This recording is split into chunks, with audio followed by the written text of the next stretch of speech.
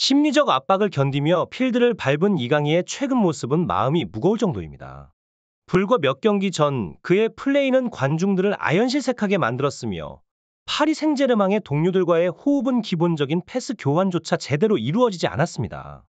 특히 경기가 진행된 지 45분 만에 교체되는 굴욕을 맛본 후 음바페와의 불화설이 퍼지며 분위기는 더욱 어수선해졌습니다. 이강인이 참여한 파리 생제르맹의 경기는 프랑스 리그 1 23라운드에서 펼쳐졌으며 이강인은 아시안컵에서 돌아온 후 연속으로 선발 출전하게 되었습니다. 이번 경기는 손흥민과의 불화 이후 첫 출전이라는 점에서 많은 기대를 모았으나 전반전 동안 눈에 띄는 활약을 보이지 못하고 후반전 시작과 함께 교체되었습니다. 심리적 부담감 없이 경기에 임한다는 것은 분명 거짓말일 테죠. 탁구 게이트 이후 이강인은 손흥민에게 직접 사과했음에도 불구하고 대중의 신뢰를 회복하기는 쉽지 않았습니다.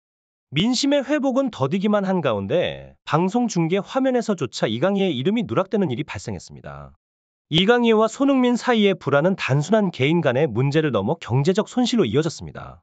한 베트남 축구 매체는 이강인이 손흥민과의 다툼으로 인해 거액의 경제적 처벌을 받고 있다고 보도했습니다.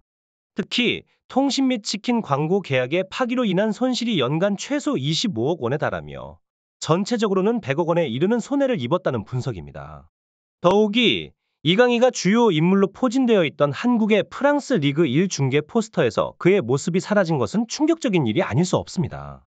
유럽 축구계에서 활약하는 한국인 선수가 국내 홍보에서 완전히 배제된 사건은 이례적인 일로 아시안컵에서의 아쉬운 탈락 이후 선수 이미지에 큰 타격을 입은 것이 명백한 증거입니다. 이강인은 손흥민에게 직접 사과의 뜻을 전하며 소셜미디어를 통해 대중에게도 진심을 담아 사과의 글을 올렸습니다. 아시안컵 대회 동안 제 순간의 판단 미숙과 경솔한 행동으로 인해 손흥민 형을 비롯한 팀원들 그리고 모든 축구 팬 여러분께 실망을 안겨드려 죄송합니다. 라는 내용이었습니다.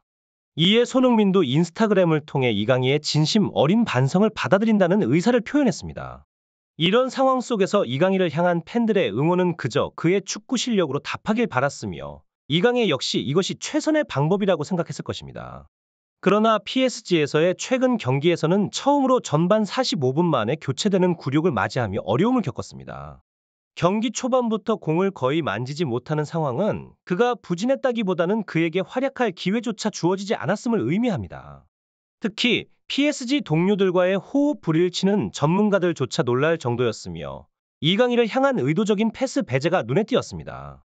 이강인의 PSG에서의 활동은 이번이 처음으로 그토록 무기력한 모습을 보인 것이었으며 이 상황은 심각한 우려를 낳았습니다. 평소 음바페와의 연계 플레이로 높은 평가를 받던 이강인이었지만 이날 경기에서는 두 선수 사이의 합이 전혀 맞지 않았습니다. 서로에게 패스를 주고받으며 훌륭한 조화를 이뤄내던 모습은 온데간데 없고 대신 두 선수 사이의 언쟁으로 보이는 장면이 카메라에 포착되기도 했습니다. 음바페와의 다툼은 물론 이례적인 45분 교체 사건까지 이강인이 정상적인 경기 운영을 하지 못하고 있다는 지적이 제기되었습니다.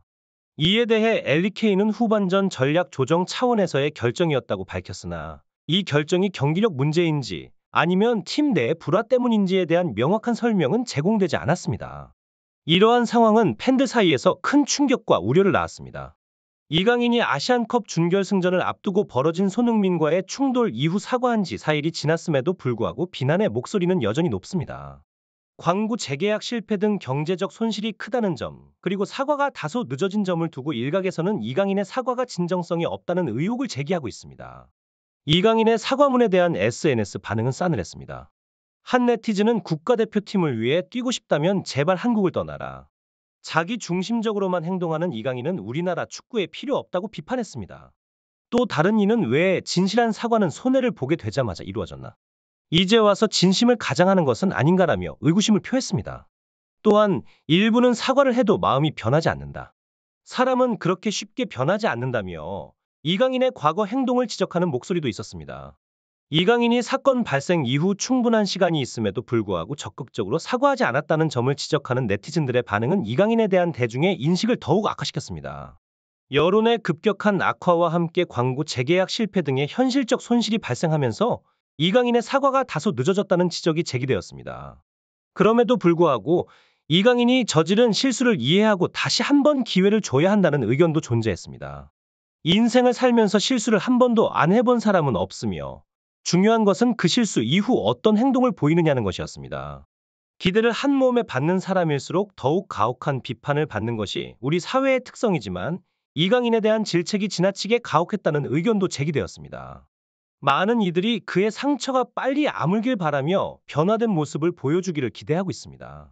이강인의 미래와 관련하여 대한축구협회의 결정도 중요한 역할을 하게 될 것입니다. 다가오는 태국과의 월드컵 아시아 2차 예선 두 경기를 임시 감독 체제로 치르기로 한 결정은 대표팀 내부의 불안정한 분위기를 잠재우고 새로운 시작을 준비하는 데 중요한 전환점이 될 수 있습니다.